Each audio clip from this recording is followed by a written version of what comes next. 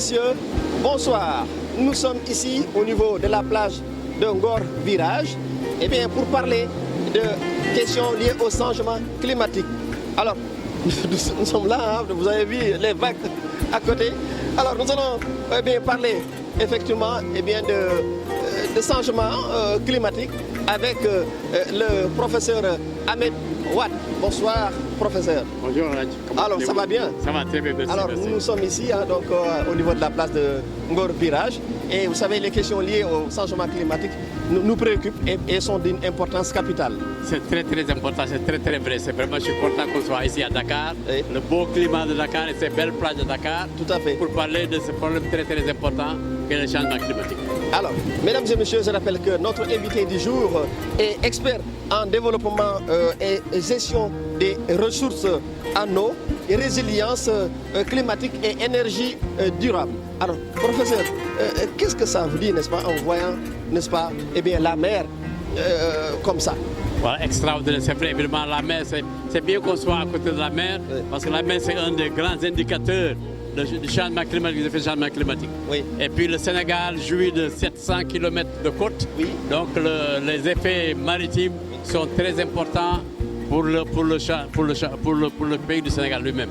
C'est important donc qu'on connaisse les effets maritimes sur les côtes sénégalaises. Oui, vous savez, quand on parle de changement climatique, c'est aussi vaste. C'est la mer, c'est l'environnement dans sa globalité. Oui, ce sont les forêts, oui, c'est tout. Alors, cette capacité de résilience même des populations, les gens doivent y faire face et justement trouver des conditions et des moyens, n'est-ce pas, d'y faire face, n'est-ce pas? C'est très vrai. Vous savez que l'être humain est un animal climatique. Oui. Il dépend du climat pour sa survie, pour tout. Oui. Donc c'est vrai, les causes sont multiples, causes multiples. Depuis la mer jusqu'aux forêts, comme vous avez dit, jusqu'à la terre, jusqu'au fleuve, jusqu'à partout. Les effets, les causes sont multiples. Mais seulement en tant que scientifique, tu dois cerner certains points les plus importants et puis, et puis en parler puis les étudier à fond. Donc on va s'installer puisqu'il y a beaucoup de choses à dire. Très bien, beaucoup de choses à dire. À tout à l'heure.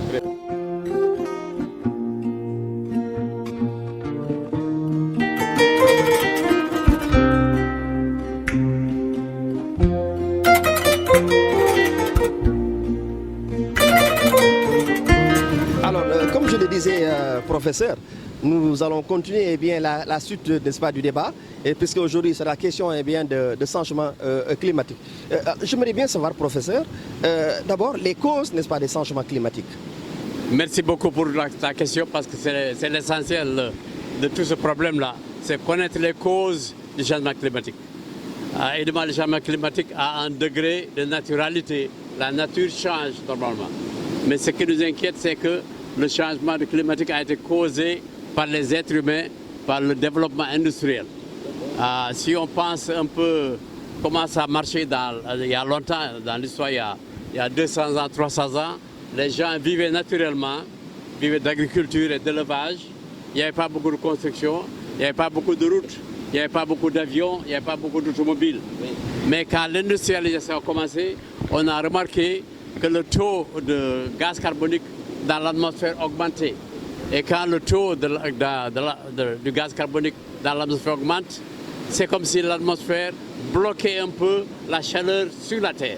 Ah oui, d'accord. Parce que en principe, oui, quand les rayons du soleil viennent de là-haut, ils traversent l'atmosphère, ils tapent sur la Terre et ils sont réfléchis en haut.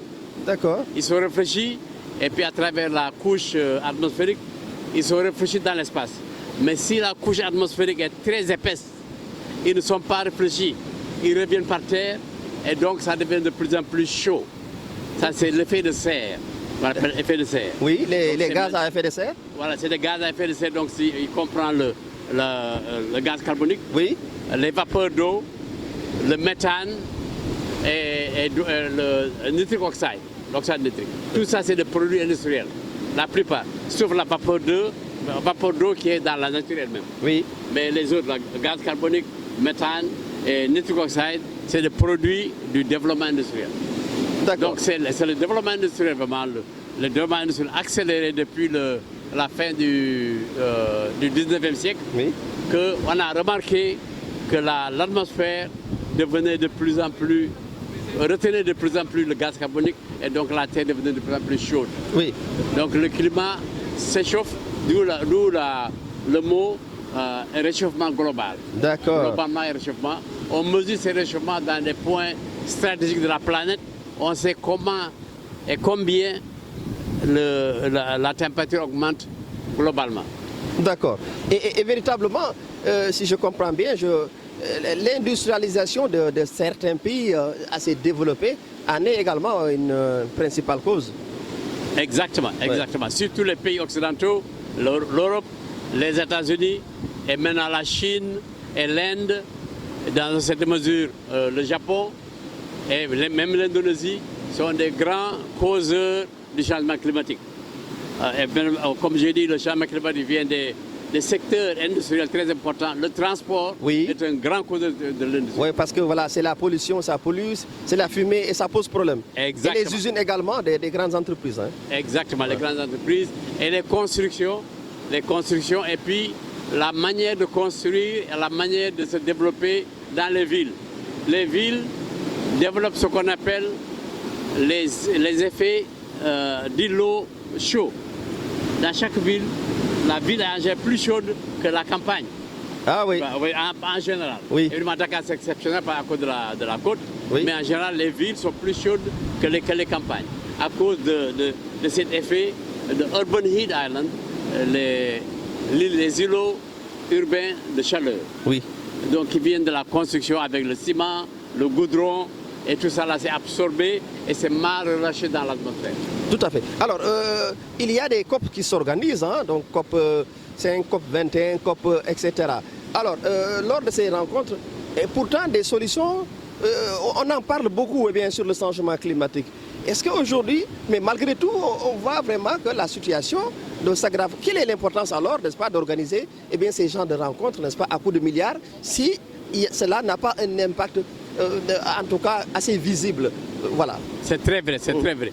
Donc les Nations Unies se sont saisies du problème depuis longtemps et vraiment un des champions du changement climatique, c'était le révérend Al Gore, qui était le vice-président des États-Unis et puis qui a donc championné la cause du changement climatique. Qui a expliqué à tous les gouvernements, à tous les pays, il allait en Chine, en Europe, pour alerter les gens à faire attention au changement climatique.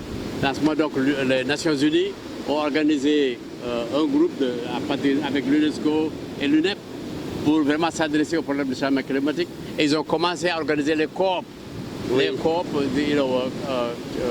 Conference of the Parties, pour que tous les pays se rencontrent et réfléchissent sur les problèmes de changement climatique. Tout à fait. Non, toutes les universités, beaucoup d'universités et de chercheurs se sont penchés sur la question. Il y a beaucoup de données sur les changements climatiques, beaucoup de données.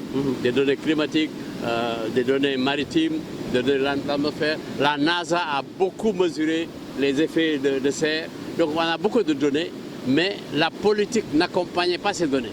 Il faut que les politiciens soient au courant de toutes ces données et qu'ils soient sensibles aux problèmes potentiels pour qu'ils puissent agir, qu'ils fassent des politiques qui sont compatibles avec le développement qu'il faut. Donc les COP sont venus. Il y a beaucoup de COP à Tokyo, COP à Paris et le dernier COP à Belém au Brésil. Oui. Et beaucoup de COP. Donc les gens se rencontrent et parlent de leurs problèmes, y compris les problèmes des pays sous-développés, des pays du Sahel et des pays tropicaux qui n'ont pas causé tellement la pollution, mais qui subissent des conséquences. Voilà, justement, on va même en parler de cet impact, n'est-ce pas, du changement climatique, surtout dans les pays pauvres, n'est-ce pas, qui sont moins pollueurs, mais qui subissent, vous l'avez dit tout à l'heure. Alors, l'impact, professeur, parlons-en, parce que c'est assez préoccupant quand même. C'est très vrai, surtout pour nous le Sahel. D'abord, l'Afrique contribue le moins, de tous les continents, c'est l'Afrique qui contribue le moins. Et encore de l'Afrique même, c'est les pays sahéliens qui contribuent le moins, mais qui souffrent le plus. Tout à fait. La souffrance vient de beaucoup de machins. Donc, la sécheresse est un point indicateur numéro 1, parce qu'avec la chaleur, le soleil assèche les mares, les marigots, et même enlève l'eau souterraine, parce que l'eau souterraine aussi s'évapore. Donc les puits deviennent moins productifs. Donc l'eau, c'est un grand problème. Et puis donc on a vu, donc on a parlé de la mer. La montée maritime est un grand problème, surtout pour les pays côtiers comme la Mauritanie, le Sénégal, la Guinée, tous ces pays-là. Ce sera un grand problème. Il est prévu que peut-être d'ici la fin du siècle, que beaucoup de villes telles que Dakar, Nouakchott et tout ça n'existeront pas ou n'existeront qu'à moitié. Oui. Parce que la mer aura mangé tout. Donc il y a ça, mais il y a le problème le plus grave, c'est les conflits. Ça cause beaucoup de conflits au niveau de nos pays du Sahel, surtout entre éleveurs et agriculteurs. Oui. Les éleveurs n'ont plus où amener leurs animaux pour brouter, donc quelquefois ils s'encrochent dans les domaines agricoles. Et donc il y a les conflits entre les agriculteurs et les éleveurs. Et c'est un grand conflit, surtout au Mali, au Tchad, au Burkina Faso et tout ça. Et ce qu'on a remarqué aussi en Afrique qui est vraiment plus important, c'est que le lac Tchad, qui était un grand lac, plus grand peut-être que l'Europe, a diminué de 90%. Maintenant, le lac Tchad a diminué de 90%. Il n'y a qu'un petit bout, même plus de 90%, qu'un petit bout de lac Tchad qui reste. Cela est dû à quoi selon vous, professeur? Dû à l'évaporation. Oui, d'accord. L'eau s'est évaporée petit à petit, et après il ne reste plus que petit peu. D'accord. Ça, c'est un autre point qui est important. Vous avez entendu parler du film Les Neiges du Kilimandjaro. Oui, du Kilimandjaro. Kilimandjaro avait des neiges, n'est-ce pas? Oui. Maintenant, les neiges ont disparu presque à cause de la fonte, à cause de la chaleur qui a fait disparaître les trucs. Donc il y a beaucoup de problèmes. Et puis donc l'impact sur la population. Oui. La population, quand il fait très chaud, à vrai dire, on n'a pas envie de travailler. La production est moindre. Oui. La production est moindre. Oui, tu n'as pas demandé aux agriculteurs d'aller cultiver dans des conditions très chaudes. Oui. C'est impossible. Et puis pareil pour les éleveurs, pareil pour tout le monde. Et puis ensuite donc, il y a moins de travail et c'est pour ça que les jeunes veulent émigrer. Donc l'émigration est causée dans une certaine mesure par le changement climatique. Tout à fait. Alors professeur, vous l'avez dit tout à l'heure, puisque nous sommes ici au niveau de la place, n'est-ce pas, d'Angor Virage. Alors, nous avons eu à rencontrer et tendre nos micros, n'est-ce pas, à quelques personnes que vous trouvez sur place et qui nous ont donné, n'est-ce pas, leur avis sur le changement climatique, mais aussi de l'avancée inquiétante, n'est-ce pas, de la mer. Suivons cet élément. Je m'appelle Marie-Pierre Villeneuve et je viens du Canada. Les changements climatiques, c'est sûr que ça a un impact. Même chez nous, au Canada, les hivers sont de plus en plus rigoureux. Il y a même des alertes de tornades. Donc, je pense qu'effectivement, c'est un sujet qui touche toutes les générations. Et comme on a seulement une planète, ce serait bien qu'on s'y mette tous ensemble pour prendre soin de la planète, pour éviter ces changements climatiques. J'imagine avec la fonte des glaciers, ce qui se passe au pôle Nord, au pôle Sud, je pense qu'effectivement, le niveau de la mer peut augmenter. Ce serait vraiment décevant, ce serait même triste de perdre des plages et des côtes comme ça, comme vous avez au Sénégal. Donc, je pense que c'est important de tous se mettre ensemble pour prendre soin de notre planète. Alors, je m'appelle René-Pierre Larez, je suis instructeur de surf. Donc là, vous êtes à mon bureau, voilà. Rien que ce matin, j'entendais parler encore du phénomène d'El Niño qui est en train de revenir. Et je me suis mis à rechercher un peu, voir quel impact on va avoir directement ici, par exemple, juste pour la pluviométrie au Sénégal. Donc ça disait que ça allait être... la pluie va arriver en retard.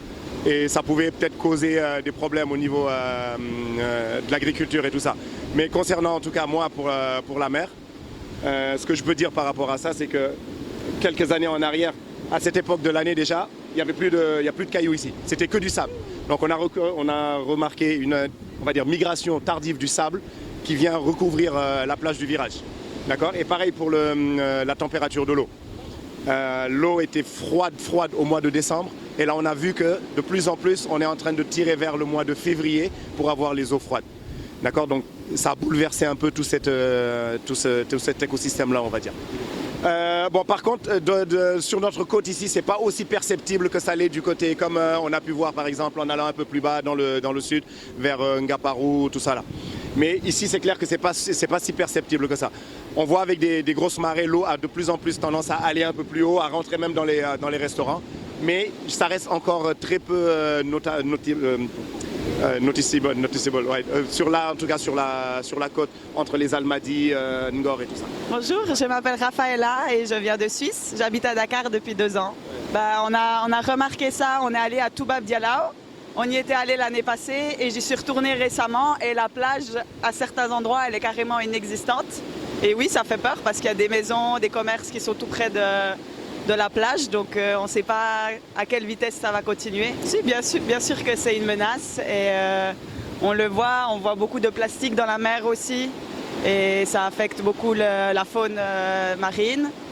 Et en parlant de gaz à effet de serre et de changement climatique, je peux aussi donner l'exemple de la Suisse, du pays d'où je viens. Là, ils ont eu des températures à 40 degrés, quelque chose qui n'est pas du tout normal pour ce pays. Il y a des grandes canicules et vraiment, on peut le voir dans la vie de tous les jours que ça a changé beaucoup. Bonsoir, je m'appelle Étienne Morissette, je viens de Québec, au Canada. Ben, c'est mondial, donc ça affecte tous les écosystèmes, autant au nord qu'au sud. Donc, c'est global. Ben, il y a des actions locales, puis il y a des actions plus globales. Locales, ça peut être ramassé sur le bord de la plage, les déchets, le plastique. Puis plus global, ben, c'est diminuer les énergies fossiles, faire en sorte qu'il y ait moins de pollution, donc moins de réchauffement climatique. Les pays développés consomment trop d'énergie, donc ça réchauffe la planète, ça fait fondre les glaciers, ça fait augmenter le niveau de la mer, puis... Alors, professeur, vous avez vu, hein, donc ils ont tous à l'unanimité donné leur avis assez différents, mais quand même, il y a beaucoup de points de convergence, notamment sur le changement climatique, mais aussi, surtout, avec l'avancée inquiétante, n'est-ce pas, de la mer.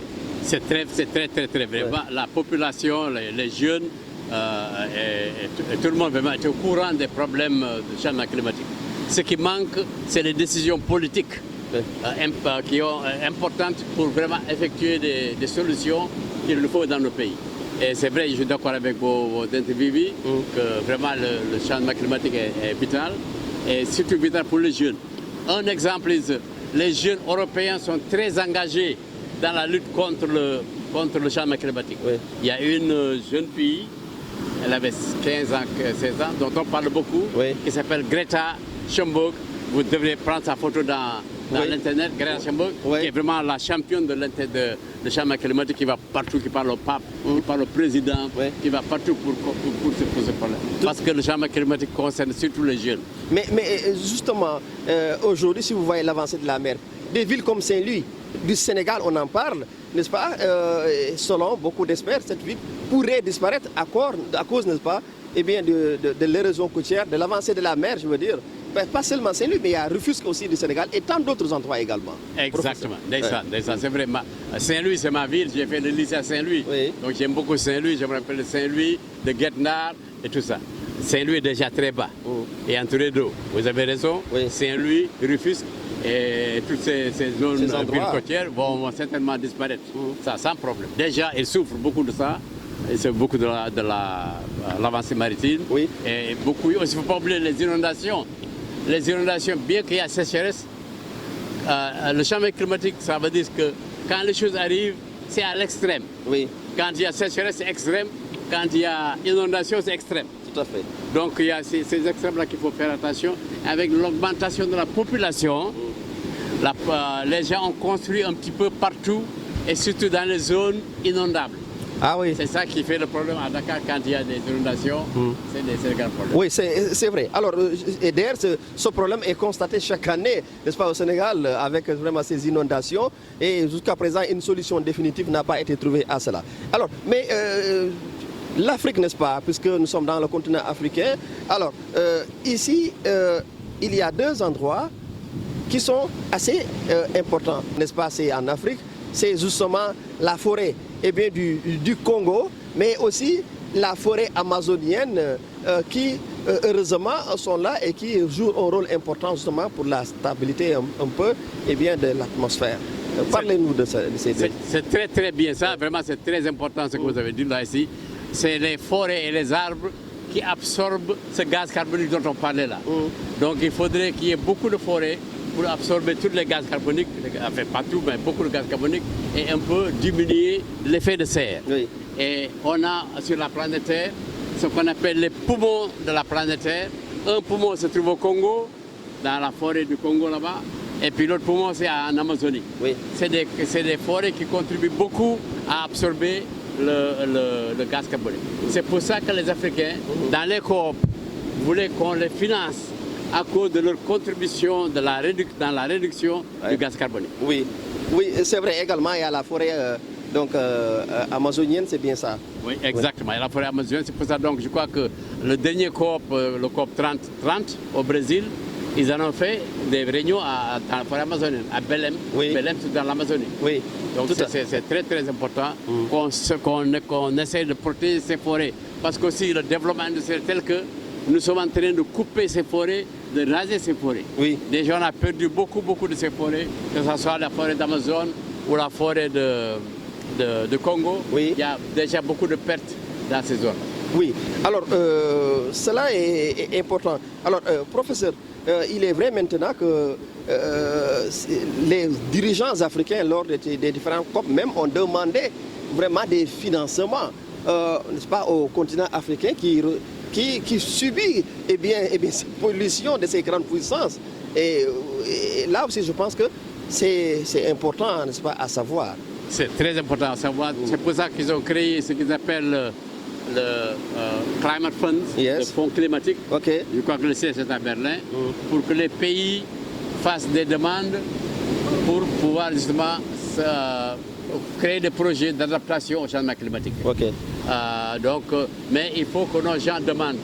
Il y a beaucoup de financement en fait, mais il faut faire la demande. Il faut que le pays fasse la demande à travers son centre climatique. Oui. Et à partir de la demande, on les finance.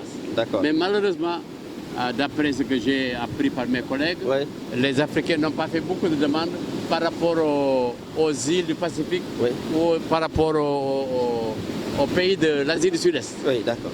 Donc c'est ça qu'il faut, mais c'est très important qu'on sache comment faire ces demandes-là pour pouvoir acquérir les fonds du changement climatique. Je vais ajouter encore que pour comprendre le changement climatique, Oui.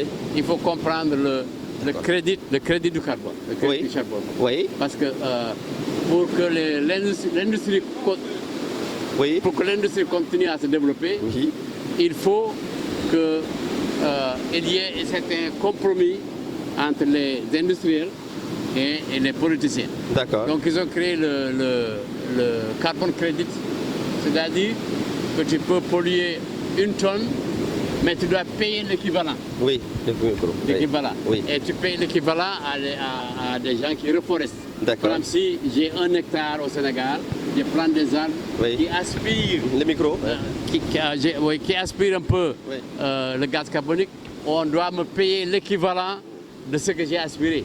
C'est vrai. C'est ça le crédit carbone. D'accord. Alors, on va partir, puisque le monde évolue également, professeur. Et avec les nouvelles technologies, aujourd'hui, on en parle, n'est-ce pas? Et surtout, l'intelligence artificielle, l'IA, n'est-ce pas? Face au phénomène du changement climatique.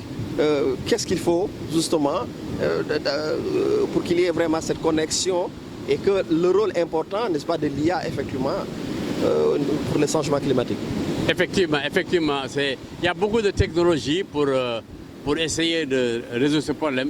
D'abord, il y a les technologies de l'énergie solaire qui captent le soleil et essayent de contribuer à la diminution de l'utilisation des produits d'hydrocarbures, Oui. comme l'essence et tout. Il y a les énergies éoliennes, il y a beaucoup de sortes d'énergies qui contribuent un peu. Mais il y a aussi des technologies comme le IA qui ont leur rôle. Le IA, les gens sont un peu inquiets de ce que ça peut faire, mais le IA peut faire des calculs, accumuler les données, analyser les données beaucoup plus rapidement que les gouvernements et les chercheurs peuvent le faire. Donc l'IA peut contribuer à prévoir les grandes sécheresses, les grandes inondations et des choses comme ça. Pour le moment, l'Afrique utilise l'IA pour les prévisions météorologiques et les prévisions climatiques. Mais le potentiel est infini. L'IA peut contribuer à de grandes choses pour l'Afrique. Voilà. Alors, vous savez, cette question liée au changement climatique préoccupe, n'est-ce pas, bon nombre, n'est-ce pas, de personnes à travers le monde. Nous avons eu, je vais vous inviter, n'est-ce pas, à suivre également ces personnes, n'est-ce pas, qui ont donné leur avis, effectivement, par rapport au changement climatique. Suivons cet élément, professeur. waaw man Defa Mamadou Wane laa tudd maa ngi dëkk fi ñuy wax Mbumba waaw ci wàllu changement climatique bi xëy na européens yi wala yeneen réew yi ñuy sonal wante ñun tam dañoo war a góorgóorlu suñu léegi lu nit jël moom lay utiliser ba pare la koy sànni kon nag loolu def naa ne daf ñu yokkal problème bu dara xewee bu yàlla wàccee ndigalam nit ñi dañ ci war a ànd ñu xam ni ñu koy doxalee ñu respecté lépp ku nekk bu respecté morom respecté environnement bi rek nañ ci mën a génn bala ñun ñoo fi nekk ñun ñoo war a fagaru ba pare suufal garab lu baax la bu ku nekk foo gis garab da nga ko war a respecté nga jàpp ci nga mun su fekkee ne bu ndaw la nga koy arrosé su fekkee ne bu mag la tam nga xam noo koy utiliser parce que même àll bi da ngay gis gox boo xam ne bi day bëri garab wante lakk bi ñëw lakk yëpp feu de brousse yi yooyu yëpp war nañ ko seet ñu surveiller ko mu bañ a bëri ci dëkk bi ci Sénégal ndax loolu day yàq lu bëri. Voilà, merci. Vous avez vu, hein, donc pour dire que cette problématique liée, n'est-ce pas, au changement climatique préoccupe pratiquement tout le monde. Ouais. C'est vrai, c'est vrai. Même si il faut davantage en parler. Exactement, exactement. Il faut davantage en parler sans arrêt. Mais malheureusement, quelquefois, quand il y a d'autres événements, le changement climatique tombe par hier. Oui. Mais surtout les jeunes devraient s'engager 100% dans le problème de oui, surtout parlons de l'avenir même de la jeunesse, ne sais pas, dans le changement climatique. Exactement, c'est leur avenir qui est en question. Parce que si le climat change complètement, on ne peut plus avoir de bons habitats, on ne peut plus manger. Les conditions de base, vous savez, dans le développement humain, on a besoin de certaines conditions de base, c'est-à-dire boire, manger correctement, avoir où habiter, et avoir la santé et l'éducation, c'est des choses de base. Oui. Mais donc ça, si le changement climatique va changer un peu ces choses de base dont on dépendait. C'est pour ça qu'il faut que les gens soient au courant. Et il nous faut surtout en Afrique des champions. Tu sais, dans toutes les choses de développement, en Europe en tout cas, il faut non seulement les politiciens et les chercheurs, les scientifiques, mais il faut des champions, des gens qui sont dévoués à cette cause, qui ne démordent pas, qui continuent à en parler, à lutter pour et rappeler à tout le monde l'importance de ces choses-là. Ce qui nous manque en Afrique, c'est des champions du changement climatique. Oui, alors même si en ce moment des initiatives sont prises, moi je me rappelle bien, de cette bonne idée, n'est-ce pas, du président, de l'ancien président du Sénégal, Abdoulaye Wade, qui parlait de la grande muraille verte. Et ça c'est important, je pense que c'était des initiatives, n'est-ce pas, à encourager, professeur. C'est très très belle, c'est une très belle initiative, la grande muraille verte, qui va du Sénégal jusqu'à Djibouti, qui les gens estiment c'est entre 8 000 et 11 000 km. Oui. Et la largeur c'est 15 km. Donc c'est une grande muraille. Et le Sénégal a fait beaucoup de progrès là-dessus par rapport à d'autres pays. Oui. Il y a des pays qui ont réussi à faire quand même couvrir beaucoup les surfaces requises, mais il y a d'autres pays qui n'ont pas couvert. Mais c'est très important de continuer cette idée de la grande muraille verte et aller même au-delà. Oui. Par exemple, les Chinois ont commencé leur grande muraille verte et ils ont fini avant nous. Ah oui, les Chinois déjà ont fini. Oui. Parce qu'en fait, il y a une chose qu'on ne connaît pas. La plupart du temps, dans cette planète-là, le plus gros lot, la plus grosse surface, c'est des déserts. Oui. Depuis les États-Unis, l'Amérique, jusqu'à désert du Sahara, jusqu'au désert de l'Arabie, jusqu'au désert de Chine, il n'y a que des déserts, y compris même l'Europe. L'Islande, quand on parle d'Islande, l'Islande c'est un désert. Il n'y a pas beaucoup d'arbres. Tout à fait. Donc les désertifications sont immenses. C'est important que les pays donnent une priorité principale à une reforestation permanente. Tout à fait. Absolument. Professeur, nous arrivons au terme de cet entretien spécial. Peut-être éventuellement des solutions justement, des pistes de solutions s'il y en a concernant les changements climatiques. C'est très très bien, évidemment, c'est ça le crux du machin. Oui. Les Chinois disent, c'est le problème chinois, à tout problème, l'autre côté du problème, c'est la solution. C'est la solution, oui, tout à fait. Donc, c'est le côté du problème, Donc, il faut qu'on pense à la solution. Et peut-être même l'Afrique peut profiter de la crise climatique pour avoir un développement accéléré et intelligent et durable. Tout à fait. Donc, il y a des solutions. Il y a des solutions au niveau individuel, des agriculteurs qui inventent de nouvelles techniques d'agriculture.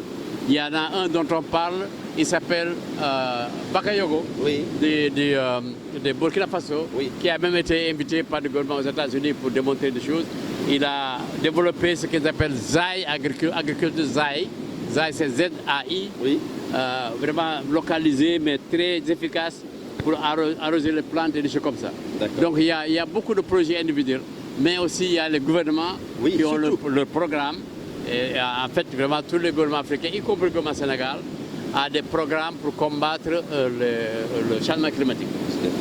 Donc c'est au niveau de la désertification, au niveau des contrôles côtiers, au niveau de l'urbanisation, au niveau justement de la reforestation des mangroves Oui. au Sénégal. Et Oui, les mangroves il y en sont a même combattues. en Casamance, même dans les îles du Sadoum également. Exactement, donc protéger les mangroves, parce que les mangroves absorbent aussi le gaz carbonique Oui. et des choses comme ça. Donc c'est à deux niveaux, niveau individuel, niveau familial et niveau gouvernemental, qu'on doit s'adresser au changement climatique. Tout à fait. Parce que c'est vrai que les populations doivent avoir cette capacité de résilience, n'est-ce pas, surtout à certains phénomènes, n'est-ce pas, naturels, n'est-ce pas, catastrophes naturelles, telles que les inondations, on en parlait, et telles que d'autres, n'est-ce pas, insouhaitables.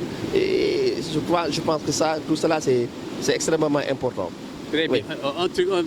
Un mot que je vais ajouter. Oui. Le climat, évidemment, ça détermine la conduite humaine. Oui.